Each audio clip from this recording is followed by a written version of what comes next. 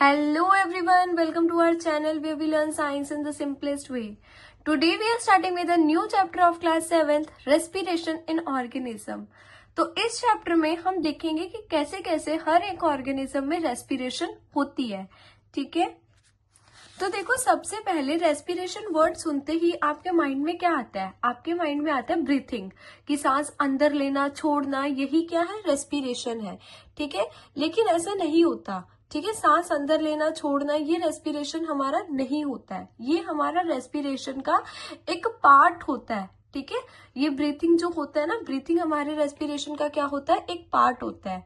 ठीक है, अब देखो रेस्पिरेशन जो होती है वो क्या होती है, कैसे कैसे ऑर्गेनिजम्स में होती है, अब हम वो कवर करेंगे. ठीक है, तो जैसे देखो सबसे पहले देखो रेस्पिरेशन इन ऑर्गेनिज्म, चैप्टर का नेम है रेस्पिरेशन इन ऑर्गेनिज्म. लेकिन ऑर्गेनिजम्स क्या होते हैं?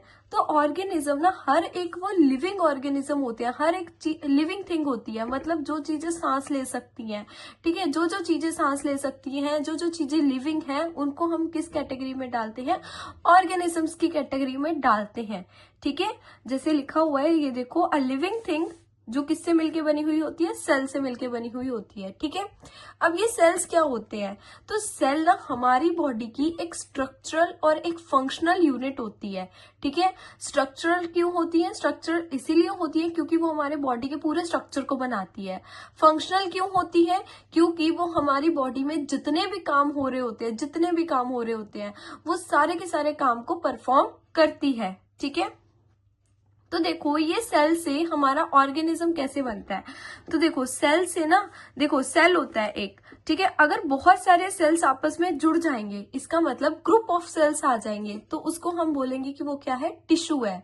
ठीक है, अब बहुत सारे टिश्यूज आपस में मिलके क्या बना देंगे? ऑर्गन. ऑर्गन जैसे क्या होते हैं? जैसे हमारी किडनी हो गया, हमारा लीवर हो गया, ये सब. ठीक है, अब सारे ऑर्गन मिलके क्या बना देंगे? ऑर्गन सिस्टम बना देंगे. ऑर्गन सिस्टम मतलब क्या होता है? जैसे डाइजेस्टिव सिस्टम हो गया, जैसे हमारा एक्सक्रीटरी सिस्टम हो गया. ठीक है, रेस्पिरेटरी सिस्टम हो गया, ये सब हमारा किस में आता है? ऑर्गन सिस्टम में. फिर जैसे जैसे सारे ऑर्गन सिस्टम हमारे बन जाते हैं तो हमारा क्या बन जाता है? एक ऑर्गेनिज्म बन जाता है. क्या बन जाता है? हमारा एक ऑर्गेनिज्म बन जाता है. इसका मतलब हमारा एक इंडिविजुअल बन जाता है. ठीक है, मतलब एक इंसान बन जाता है. ठीक है, कोई एनिमल होता है तो वो बन जाता है. ठीक है, तो ये हमारे ऑर्गेनिज्म होते हैं. ठीक है, अब सारे के सारे जो लिविंग ऑर्गेनिज्म होते हैं वो सेल से मिलके बने हुए होते हैं और सेल को स्ट्रक्चरल एंड फंक्शनल यूनिट कहते हैं. क्यों कहते हैं वो मैंने अभी आपको बताया था. ठीक है, अब देखो हमारी बॉडी में सारे के सारे फंक्शन कौन परफॉर्म करता है? सेल परफॉर्म करता है ना, सेल परफॉर्म करता है. तो सेल को सारे के सारे फंक्शन परफॉर्म करने के लिए क्या चाहिए? एनर्जी चाहिए होती है. सेल को सारे के सारे काम करने के लिए क्या चाहिए? एनर्जी चाहिए. ठीक है, तो ये जो सेल है ये अपनी एनर्जी कहाँ से लेगा? तो ये जो सेल है ना अपनी एनर्जी लेगा फूड से. ठीक है, कहाँ से लेगा? फूड से. मतलब ये सेल क्या करेगा? फूड को ब्रेक डाउन करेगा. ठीक है, और उससे एनर्जी रिलीज होगी, तो वो एनर्जी का यूज कौन करता है? सेल करते हैं, और सारी की सारी एनर्जी को लेते हैं और अपना काम क्या करते हैं? परफॉर्म करते हैं. ठीक है, देखो लिखा हुआ है all living organism need energy. और ये एनर्जी जो होती है ये कहाँ स्टोर होती है? ये हमारे फूड के अंदर स्टोर होती है. कहाँ स्टोर होती है? हमारे फूड के अंदर स्टोर होती है. ठीक है, तो फूड हैज स्टोर्ड एनर्जी. तो इसी फूड को तोड़ना, ठीक है, इसी फूड को सेल्स के अंदर तोड़ना, एनर्जी रिलीज करना, इसी फूड को सेल के अंदर तोड़ना और उससे क्या रिलीज करना? उससे एनर्जी रिलीज करना. अब जैसे मान लो ये हमारा सेल है. ठीक है, इसके अंदर फूड गया तो फूड क्या होगा? ब्रेक डाउन होगा. फूड क्या होगा? ब्रेक डाउन होगा, टूटेगा, और वो वहां पे क्या रिलीज करेगा? एनर्जी रिलीज करेगा. ठीक है, तो इसी प्रोसेस को हम क्या बोलते हैं? रेस्पिरेशन. क्या बोलेंगे इस प्रोसेस को? रेस्पिरेशन बोलते हैं. ठीक है, the process of break down of food into cell with the release of energy, ठीक है, इज कॉल्ड रेस्पिरेशन. ठीक है, रेस्पिरेशन क्या था कि हमारा जब खाना जो होता है वो सेल में जाके टूटता है और एनर्जी रिलीज करता है. अच्छा, एनर्जी कौन सी फॉर्म में रिलीज करता है? एनर्जी रिलीज करते हैं ये एटीपी की फॉर्म में. कौन सी फॉर्म में रिलीज करते हैं एनर्जी को? एटीपी की फॉर्म में ये एनर्जी को रिलीज करते हैं. ठीक है, तो ये हमारा रेस्पिरेशन होता है. अब नेक्स्ट देखते हैं सेलुलर रेस्पिरेशन। देखो सेलुलर रेस्पिरेशन कुछ भी नहीं है, सेलुलर रेस्पिरेशन और रेस्पिरेशन सेम ही है, ठीक है। जैसे जो हमारा जो खाना था वो सेल्स में जाके टूट रहा था, ठीक है, जो हमारा जो खाना है वो सेल्स में जाके टूट रहा था और वहां पे क्या रिलीज हो रही थी, वहां पे एनर्जी रिलीज हो रही थी। ये जो यहाँ पे ग्लूकोज लिखा हुआ है ना, ये ग्लूकोज क्या है, ये ग्लूकोज हमारा खाना ही है, ठीक है। ग्लूकोज क्या है, हमारा खाना ही है, ठीक है। जैसे अब मान लो आप जब खाने को अंदर लेते हो, ठीक है, इंजेस्ट करते हो खाने को, तो वो कौन से सब्सटेंस में होता है, कॉम्प्लेक्स सब्सटेंस में होता है, तो वो फूड होता है, ठीक है। जैसे अपने अंदर लेते हो वो खाना डाइजेस्ट होता है, वो सिंपलर सब्सटेंस में टूट जाता है, वो होता है ग्लूकोज, ठीक है।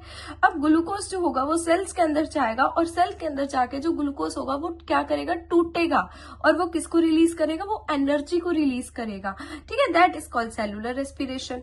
अब ये जो रेस्पिरेशन होती है ये कितने टाइप की होती है, रेस्पिरेशन जो होती है हमारी दो टाइप की होती है, एक होती है एरोबिक रेस्पिरेशन, एक होती है एनएरोबिक रेस्पिरेशन, ठीक है।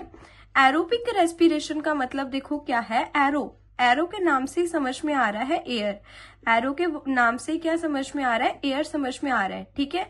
एरोबिक रेस्पिरेशन का मतलब है in the presence of air, in the presence of air, मतलब जो रेस्पिरेशन हवा की प्रेजेंस में हो रही है, मतलब ऑक्सीजन की प्रेजेंस में हो रही है, उसको हम बोलेंगे एरोबिक रेस्पिरेशन, ठीक है। एनएरोबिक दूसरी होती है रेस्पिरेशन का टाइप हमारा एनएरोबिक। एनएरोबिक का मतलब है एनएरो का मतलब है एब्सेंस ऑफ एयर। क्या मतलब है इसका, एब्सेंस ऑफ O2 या एयर, ठीक है, एक ही बात है। एब्सेंस ऑफ ऑक्सीजन की जो भी रेस्पिरेशन एब्सेंस में होती है, ऑक्सीजन की एब्सेंस में होती है, उसको हम एनएरोबिक रेस्पिरेशन बोलते हैं, ठीक है। अब देखो एनएरोबिक रेस्पिरेशन और एरोबिक रेस्पिरेशन क्या होता है। वैसे एरोबिक रेस्पिरेशन क्या होता है, जैसे हमने देखा था, it is the process of breakdown of food in the presence of oxygen, मतलब यहाँ पे जो ब्रेकडाउन होता है फूड का वो ऑक्सीजन की प्रेजेंस में होता है, ठीक है। मतलब जो ग्लूकोज है ना वो ऑक्सीजन की प्रेजेंस में टूटेगा और ये क्या क्या रिलीज करेगा, ये कार्बन डाइऑक्साइड रिलीज करेगा, ये वाटर रिलीज करेगा और ये एनर्जी रिलीज करेगा, ठीक है। लेकिन एनएरोबिक रेस्पिरेशन के केस में क्या होता है, जो खाना जो टूटता है ना वो एब्सेंस में टूटता है, ऑक्सीजन के एब्सेंस में टूटता है, तो यहाँ पे ग्लूकोज जो होगा वो CO2 रिलीज करेगा, टूटने के बाद अल्कोहल रिलीज करेगा और एनर्जी रिलीज करेगा। अब पेपर में ना आपसे क्या होता है, पेपर में इन दोनों के आपसे डिफरेंस पूछे जाते हैं, तो आपको यहाँ पे यही डिफरेंस बताना होता है कि वो प्रेजेंस ऑफ ऑक्सीजन में होता है, ये एब्सेंस ऑफ ऑक्सीजन में होता है, ठीक है। और यहाँ पे जो ग्लूकोज होता है वो ब्रेक डाउन होता है CO2 में, H2O में, और वो क्या रिलीज करता है, एनर्जी रिलीज करता है। और यहाँ पे क्या होता है, जो ग्लूकोज है वो CO2 में, और यहाँ पे बस एक डिफरेंस है मेन, यहाँ पे वाटर रिलीज करता है और यहाँ पे क्या रिलीज करेगा, अल्कोहल, ठीक है। और एनर्जी तो दोनों में सेम है, ठीक है। लेकिन अब जहाँ यहाँ पे जो एनर्जी रिलीज करेगा ना एनएरोबिक में, वो एनर्जी क्या होगी, वो एनर्जी लो एनर्जी होती है, ठीक है। तो ये था हमारा aerobic respiration and anaerobic respiration. अब देखते हैं एनएरोबिक रेस्पिरेशन किन किन में होती है, ठीक है। एनएरोबिक रेस्पिरेशन अब देखते हैं किन किन ऑर्गेनिजम्स में होती है, कौन कौन ऑर्गेनिज्म जो होते हैं वो रेस्पिरेशन करते हैं in the absence of oxygen, ठीक है, ऑक्सीजन की एब्सेंस में। तो देखो कुछ ऑर्गेनिज्म, ठीक है, सबसे पहले आता है कुछ ऑर्गेनिजम्स ऐसे होते हैं जो एब्सेंस ऑफ ऑक्सीजन में क्या करते हैं, रेस्पिरेशन करते हैं, जिनको हम क्या बोलते हैं, एनएरोब्स बोलते हैं। क्या बोलते हैं जिनको हम, एनएरोब्स। अब इनको हम एनएरोब्स क्यों बोल रहे हैं, क्योंकि ये सर्वाइव कर रहे हैं ऑक्सीजन के एब्सेंस में, तो दैट्स वाई इसको हम क्या बोल रहे हैं कि ये क्या है, एनएरोब्स है, ठीक है। जैसे इसका एग्जाम्पल देखो, ईस्ट। ईस्ट ना एक सिंगल सेल होती है, ठीक है, ईस्ट क्या होती है, एक सिंगल सेल होती है और इसको एनर्जी की ना बिल्कुल भी रिक्वायरमेंट नहीं होती है, मतलब इसको बिल्कुल भी ऑक्सीजन की रिक्वायरमेंट नहीं होती है, ठीक है। तो ईस्ट जो होता है वो क्या क्या बनाता है, वाइन और बियर बनाता है, ठीक है। ईस्ट जो होता है वो वाइन और बियर बनाने के लिए यूज करी जाती है, ठीक है। और ईस्ट जो होती है सिंगल सेल होती है, इसी वजह से इसको बहुत ज्यादा कम ऑक्सीजन चाहिए होती है, या ये बिना ऑक्सीजन के भी क्या कर लेता है, अपनी रेस्पिरेशन कर लेता है, ठीक है। सिंगल सेल का मतलब सिर्फ इसमें एक ही सेल होगा। अब जैसे हमारी बॉडी है, हमारी बॉडी में मल्टीपल सेल है, ठीक है, मल्टीपल सेल है जो सारे के सारे काम क्या करते हैं, परफॉर्म करते हैं। और उनको अब देखो हमारी बॉडी में बहुत सारे सेल्स हैं और वो सारा का सारा क्या कर रहे हैं, काम कर रहे हैं, ठीक है, तो उनको ज्यादा एनर्जी की रिक्वायरमेंट होगी। लेकिन जो ईस्ट है वो तो सिंगल सेल ही है, ठीक है, ईस्ट तो सिंगल सेल ही है, इसीलिए इसको कम ऑक्सीजन की रिक्वायरमेंट होती है, ठीक है, और हमारी बॉडी को ज्यादा ऑक्सीजन की रिक्वायरमेंट होती है सारे के सारे काम को परफॉर्म करने के लिए, ठीक है। और दूसरा आता है ह्यूमंस। अब आप बोलोगे ह्यूमंस तो जो है वो तो ऑक्सीजन की प्रेजेंस में ही करते हैं, लेकिन ऐसा नहीं होता है। कुछ केसेस में जो हमारी बॉडी में जो रेस्पिरेशन है वो एब्सेंस ऑफ एयर में होती है, ठीक है, मतलब एब्सेंस ऑफ ऑक्सीजन में होती है, ठीक है। जैसे देखो, अब जैसे आप बाहर बहुत सारी एक्सरसाइज करते हो, ठीक है, बहुत सारी क्या करते हो, एक्सरसाइज करते हो, तो आपकी बॉडी में किसकी कमी हो जाती है, ऑक्सीजन की कमी हो जाती है ना। आपकी बॉडी में किसकी कमी हो जाती है, ऑक्सीजन की कमी हो जाती है, तब आपकी बॉडी में ये वाली रेस्पिरेशन होती है, ठीक है। तो ये ना सिर्फ और सिर्फ आपके मसल सेल्स में ही होती है। कौन से सेल्स में होती है, आपके मसल सेल्स में ही होती है, ठीक है। इसमें क्या होता है, इसमें जब आप बहुत ज्यादा हैवी एक्सरसाइज कर लेते हो या बहुत ज्यादा वॉकिंग कर लेते हो, बहुत ज्यादा साइकिलिंग कर लेते हो, तो आपकी बॉडी में ऑक्सीजन की क्या हो जाती है, कमी हो जाती है। क्या हो जाती है, आपकी बॉडी में ऑक्सीजन की कमी हो जाती है, ठीक है। और इस टाइम पे आपको एनर्जी की रिक्वायरमेंट ज्यादा चाहिए होती है ना। लेकिन यहाँ पे तो क्या हो गया, ऑक्सीजन की कमी हो गई। तो इसमें इस केस में क्या होता है, हमारी एनएरोबिक रेस्पिरेशन होती है, ठीक है। जब और इसमें क्या होता है, ग्लूकोज जो होता है वो पार्शली, मतलब ग्लूकोज जो होता है वो कंप्लीटली ब्रेक डाउन नहीं होता। ग्लूकोज जो होता है वो पार्शली ब्रेक डाउन हो जाता है, मतलब आधा ब्रेक डाउन हो जाता है, किसमें, लैक्टिक एसिड में और एनर्जी में, ठीक है। फिर से देखो, जो ह्यूमंस में क्या होता है, जो एनएरोबिक रेस्पिरेशन होती है वो सिर्फ और सिर्फ मसल सेल्स में ही होती है, ठीक है। लेकिन ये जो एनएरोबिक रेस्पिरेशन होती है मसल सेल्स में, ये काफी ज्यादा शॉर्ट टाइम पीरियड के लिए ही होती है, लॉन्ग पीरियड के लिए नहीं होती, ठीक है। तो क्या होगा, जैसे आप बहुत ज्यादा हैवी एक्सरसाइज करोगे, वॉकिंग करोगे, ऑक्सीजन की डेफिशिएंसी होगी, ठीक है। एनएरोबिक रेस्पिरेशन उस केस में टेक प्लेस करेगी शॉर्ट टाइम के लिए, और जो ग्लूकोज होगा वो पार्शियली ब्रेक डाउन हो जाएगा लैक्टिक एसिड में। अब देखो, जब ग्लूकोज जो होगा ना वो लैक्टिक एसिड में पार्शियली टूट जाएगा, ठीक है। पार्शियली टूटेगा तो क्या होगा, लैक्टिक एसिड जो है वो एक जगह एक्यूमुलेट हो जाएगा। एक्यूमुलेशन का मतलब है डिपोजिट होना। एक्यूमुलेशन का मतलब है डिपोजिट होना, मतलब एक जगह इकट्ठा हो जाना। तो लैक्टिक एसिड जो होती है वो एक जगह इकट्ठी हो जाती है और वो क्या कॉज करती है, क्रैम्प्स कॉज करती है, ठीक है। अब क्रैम्प से रिलीफ लेने के लिए आप क्या करते हो, हॉट वाटर पैक लेते हो, है ना, और मसाज लेते हो। अब इससे क्या होगा, हॉट वाटर, मसाज, इन सब से क्या होगा, ये सब लेने से क्या होगा, तो ये सब जब आप लोगे ना तो आपकी ब्लड की जो सर्कुलेशन होती है वो इम्प्रूव हो जाएगी। आपकी ब्लड की सर्कुलेशन क्या हो जाएगी, इम्प्रूव हो जाएगी, जिसकी वजह से आपके जो मसल सेल्स में ऑक्सीजन का जो लेवल है वो क्या हो जाएगा, इंक्रीज हो जाएगा, ठीक है। और जैसे ही आपके बॉडी में मसल सेल्स में ऑक्सीजन का लेवल इंक्रीज हो जाएगा ना, तो जो लैक्टिक एसिड कंप्लीटली टूट जाएगा कार्बन डाइऑक्साइड में और वाटर में, मतलब जहां वो पार्शियली ब्रेक डाउन हुआ था अब वो क्या हो जाएगा, कंप्लीटली ब्रेक डाउन हो जाएगा, ठीक है। अब हम देखते हैं ब्रीथिंग क्या होता है। अब देखो, ब्रीथिंग जो होता है ना, ब्रीथिंग एक तरीके से किसका पार्ट है, रेस्पिरेशन का ही पार्ट है। ब्रीथिंग का ही मतलब होता है सांस अंदर लेना, सांस को छोड़ना, मतलब इनहेल करना, एक्सहेल करना, ठीक है। तो हम कौन सी एयर को इनहेल करते हैं, मतलब हम अपने अंदर कौन सी एयर लेते हैं, तो हम अपने अंदर एयर लेते हैं ऑक्सीजन, ठीक है। ऑक्सीजन को हम टेक इन करते हैं, मतलब अपने अंदर लेते हैं, जिस प्रोसेस को हम बोलते हैं इनहेलेशन, ठीक है।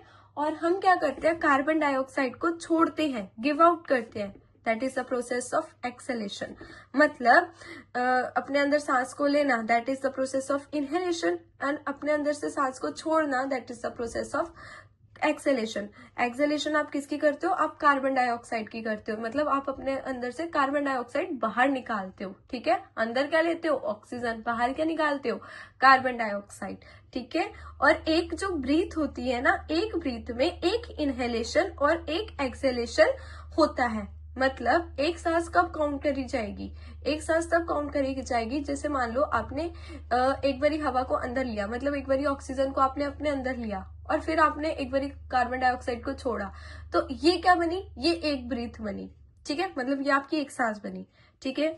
ब्रीथिंग रेट क्या होता है, ब्रीथिंग रेट का मतलब होता है कि number of time a person breath in 1 minute, मतलब 1 मिनट में कोई बंदा कितने टाइम्स ब्रीथ करता है, ठीक है, कितने टाइम्स ब्रीथ करता है। एडल्ट्स में नॉर्मली जो होता है ब्रीथिंग रेट कितना होता है, 15 to 18 टाइम्स होता है 1 मिनट में। लेकिन जब हम बहुत ज्यादा एक्सरसाइज कर लेते हैं, जब हम बहुत ज्यादा मतलब चल लेते हैं, वॉक कर लेते हैं, साइकिलिंग कर लेते हैं, ठीक है, या कोई ना कोई ऐसी एक्टिविटी कर लेते हैं, तो जो हमारी जो ब्रीथिंग रेट होती है वो बढ़ जाती है, वो हो जाती है 25 टाइम्स 1 मिनट में, ठीक है। ब्रीथिंग आपको क्लियर हुआ। अब देखते हैं अब हाउ डू वी ब्रीथ, हम सांस लेते कैसे हैं। तो देखो सांस जो लेते हैं ना, उससे पहले हम एक इसका डायग्राम समझ लेते हैं कि कैसे कैसे हमारी बॉडी में एयर जो होती है वो अंदर जाती है और कार्बन डाइऑक्साइड जो होती है वो बाहर आती है, उसका पैसेज क्या है। तो ये पहले एक बार डायग्राम से क्लियर कर लेते हैं, ठीक है। तो आपके ना यहाँ पे क्या होता है, आपकी स्टार्टिंग में क्या होती है, नॉस्ट्रिल्स होती है, 2 नॉस्ट्रिल्स होती है, ठीक है, मतलब आप सांस जो लेते हो वो कहाँ से लेते हो, आप ऑक्सीजन जो लेते हो वो कहाँ से लेते हो, अपनी नाक से लेते हो। तो नाक में 2 नोस्ट्रिल होती है जिसके थ्रू जो ऑक्सीजन होती है वो आपकी नोज के अंदर चली जाती है। अब यहाँ पे ना एक खाली स्पेस होता है, जिस खाली स्पेस को हम बोलते हैं नेजल कैविटी, और इस नेजल कैविटी के होते होते थ्रू जो आपकी जो एयर होती है, आपकी जो ऑक्सीजन होती है वो कहाँ पहुंच जाती है, फेरेनेक्स में पहुंच जाती है। फेरेनेक्स को आप सिंपली बोल सकते हो आपका गला, ठीक है, थ्रोट एरिया आपका, ठीक है।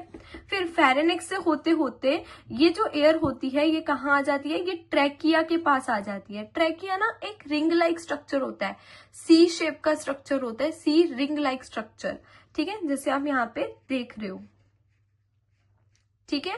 तो इसको हम क्या बोलते हैं, ट्रैकिया बोलते हैं। अब ये ट्रैकिया से होते होते जो एयर होती है वो कहाँ आ जाती है, आपके लंग्स में आती है, ठीक है।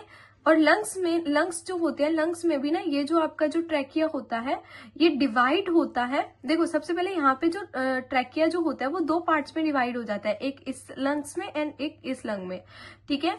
और जब आपका ट्रैकिया फर्दर आपका डिवाइड होता है ब्रांचेस में, ठीक है, जिन ब्रांचेस को आप एल्वोलाई बोलते हैं, जो आप हायर क्लासेस पे जाके स्टडी करोगे, ठीक है। अभी आपको यहीं तक पढ़ना है कि जो ट्रैकिया के बाद आपका कहाँ पे आ जाएगी, एयर लंग्स में आ जाएगी, और लंग्स में आके क्या हो जाएगा, यहाँ पे एक्सचेंज ऑफ गैसेस होगा, मतलब जो एयर जो होगी वो लंग्स ले लेंगे और उसको प्योरीफाई करेंगे एंड कार्बन डाइऑक्साइड को वहां से क्या करेंगे, रिलीज करेंगे, ठीक है। एंड जो कार्बन डाइऑक्साइड होगी वो फिर यही पैसेज फॉलो करते करते आपकी नॉस्ट्रिल से बाहर चली जाएगी, ठीक है। तो ये पैसेज था पूरा, ठीक है, एयर से नॉस्ट्रिल, नॉस्ट्रिल से नेजल कैविटी, देन लंग्स, ठीक है।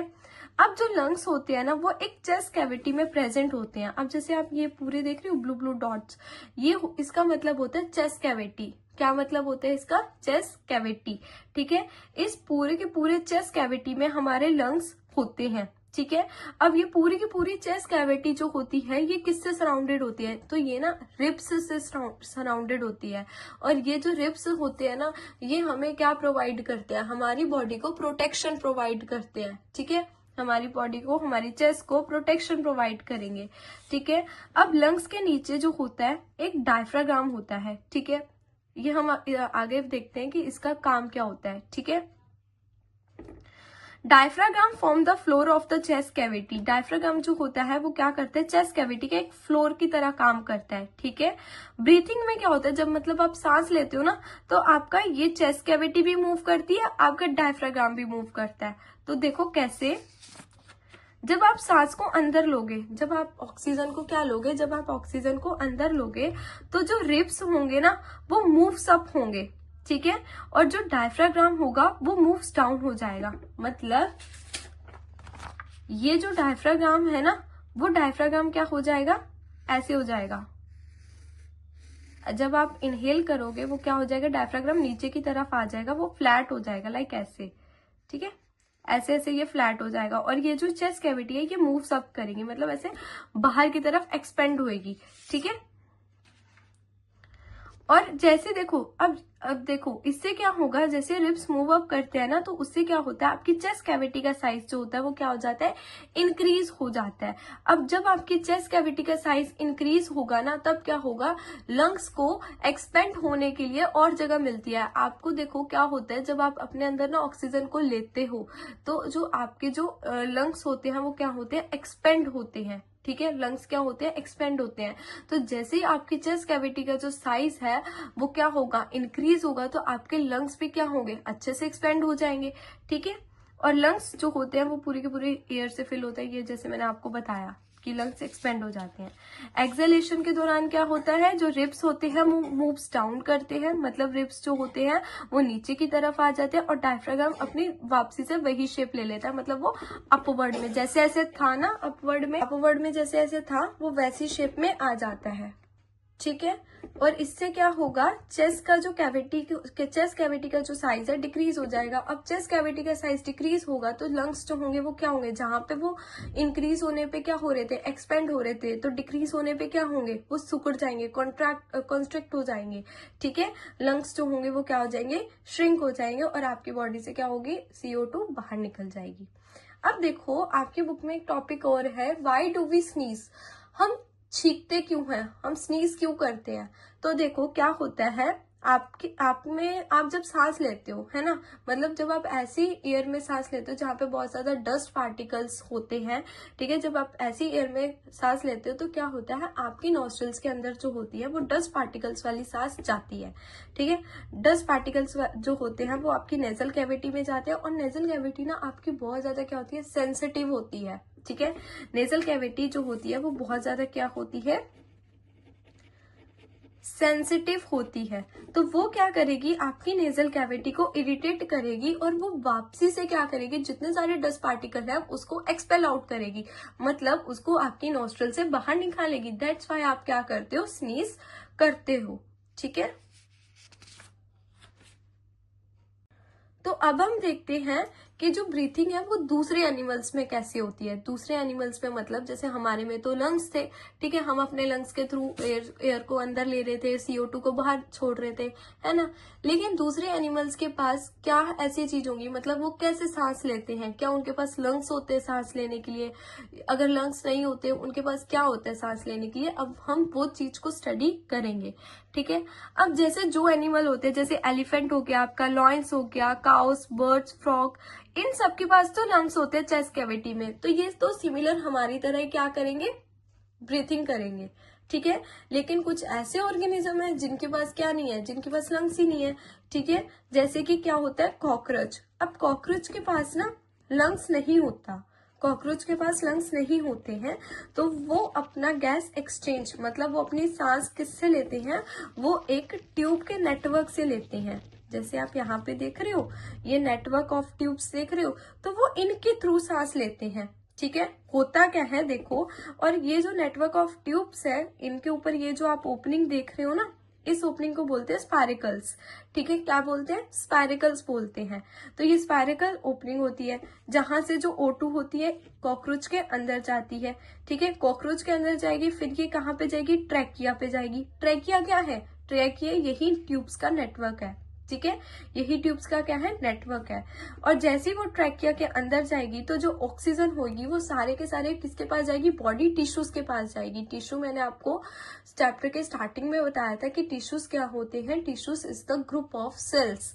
ठीक है, तो जो ऑक्सीजन होगी वो सारे के सारे टिश्यूज के पास जाएगी, और जब सारे के सारे टिश्यूज के पास ऑक्सीजन चली जाएगी, देन ऑक्सीजन किसके पास चली जाएगी, हर एक सेल के पास चली जाएगी। तो ऐसे करते हमारे कॉकरोच क्या करते हैं, ब्रीथिंग करते हैं। ठीक है, उसके बाद आते हैं अर्थवॉर्म। अर्थवॉर्म कैसे ब्रीथ करते हैं, तो देखो अर्थवॉर्म कुछ ऐसे होते हैं, है ना। तो अर्थवॉर्म की क्या होती है ना, अर्थवॉर्म की जो स्किन होती है वो काफी मॉइस्ट होती है, मतलब गीली गीली टाइप की होती है, स्लाइमी होती है, और काफी ज्यादा थिन होती है। इतनी ज्यादा पतली होती है उनकी स्किन कि वो अपने जो एयर है वो अपनी बॉडी के अंदर लेते हैं अपने स्किन के थ्रू ही। उनकी स्किन से ना जो गैसेस है वो इजिली इन एंड आउट हो जाती है। ठीक है, तो अर्थवॉर्म ऐसे सांस लेते हैं। फ्रॉग में क्या होता है, देखो फ्रॉग दोनों तरीके से ब्रीथ कर सकते हैं, लंग से भी कर सकते हैं, स्किन से भी कर सकते हैं। ठीक है। अब नेक्स्ट आता है फिश। फिश में क्या होता है, फिश ब्रीथिंग कैसे करती है, तो फिश ना गिल्स के थ्रू ब्रीथिंग करती है। जैसे ये फिश है, यहाँ पे क्या होगा, यहाँ पे आपके फिश में क्या होती हैं, गिल्स प्रेजेंट होती हैं। क्या प्रेजेंट होती हैं, गिल्स प्रेजेंट होती हैं, ठीक है। तो वो इनके थ्रू क्या करती है, ब्रीथिंग करती हैं। कैसे, तो वो ना पानी में जो डिसॉल्व ऑक्सीजन होती है ना, वो पानी से ही ऑक्सीजन को ले लेती है। मतलब जितनी उनके पानी में क्या होती है, ऑक्सीजन डिसॉल्व होती है, वो वहीं से क्या कर लेती है, अपने मुंह के अंदर क्या ले लेती है, ऑक्सीजन ले लेती है। वो ऑक्सीजन कहाँ जाती है, गिल्स में जाती है। गिल्स में चली जाती है, गिल्स क्या करते हैं, ऑक्सीजन को भेज देते हैं सारी की सारी ब्लड वेसल्स तक। जैसे ही वो ब्लड वेसल्स तक भेज देते हैं ना, तो जो ऑक्सीजन होती है वो सारे के सारे सेल्स तक क्या हो जाती है, ट्रांसपोर्ट हो जाती है। तो ये थी हमारी सारी की सारी रेस्पिरेशन दूसरे ऑर्गेनिजम्स में, ठीक है। अब आपके एनसीईआरटी में एक टॉपिक हो रहा है कि आप बताओ कि प्लांट भी क्या रेस्पिरेशन करते हैं, प्लांट भी रेस्पायर करते हैं, तो बिल्कुल करते हैं। देखो प्लांट भी तो लिविंग ऑर्गेनिज्म है ना, हमने न्यूट्रिशन इन प्लांट्स में पढ़ा था कि प्लांट्स क्या है, एक लिविंग ऑर्गेनिज्म है, तो वो भी रेस्पिरेशन करेंगे, वो भी सांस लेते हैं। अब वो सांस लेते हैं किसके थ्रू है, वो लीव्स के थ्रू लेते हैं। लीव्स में क्या होते हैं, स्टमेटा होते हैं। और ये अगर आपको डिटेल में पढ़ना है तो आप चैप्टर 1 वाली वीडियो देख सकते हो, ठीक है। तो देन इसी के साथ हमारा जो चैप्टर होता है वो क्या होता है, खत्म होता है।